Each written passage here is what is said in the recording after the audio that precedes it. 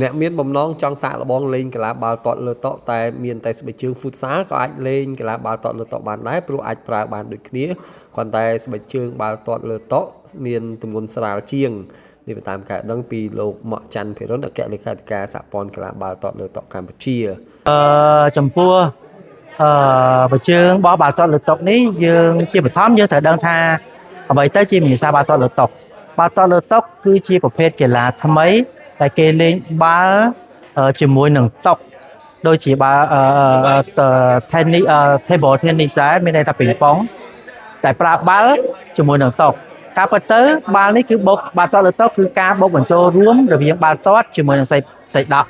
អញ្ចឹងការពិតប្រជើងបោះសីដក់ឬក៏ប្រជើង futsal គឺអាចប្រើបានទាំងពីរ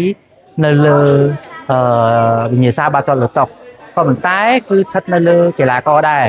ពេលកីឡាករខ្លះគឺគាត់អត់ទម្លាប់ខ្លួនប្រើលើបាល់សីដក់អញ្ចឹងភាគច្រើនគឺគាត់ប្រើប្រជើងបាល់ futsal ច្រើនជាង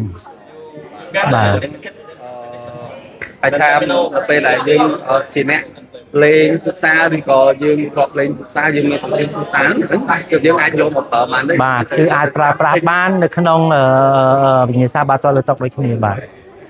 ហើយអញ្ចឹងទម្ងន់បើជើងអីនឹងដូចគ្នាដែរបាទដូចគ្នាគាត់ថាវាស្រាលបន្តិចជាងបាល់ futsal បាទសូមជម្រាបជូនថាសហព័ន្ធកីឡាបាល់ទាត់លើតុកម្ពុជាត្រូវបានបង្កើតឡើងនៅដើមឆ្នាំ2023និងត្រូវបានដាក់បញ្ចូលជាប្រភេទកីឡាអមក្នុងព្រឹត្តិការណ៍កីឡា SEA Games 2023ដែលកម្ពុជាធ្វើជាម្ចាស់ផ្ទះក្នុងនោះដែរកម្ពុជាឈ្នះបានមេដាយមាស1ប្រាក់3និងសំរឹទ្ធ1សរុប5គ្រឿង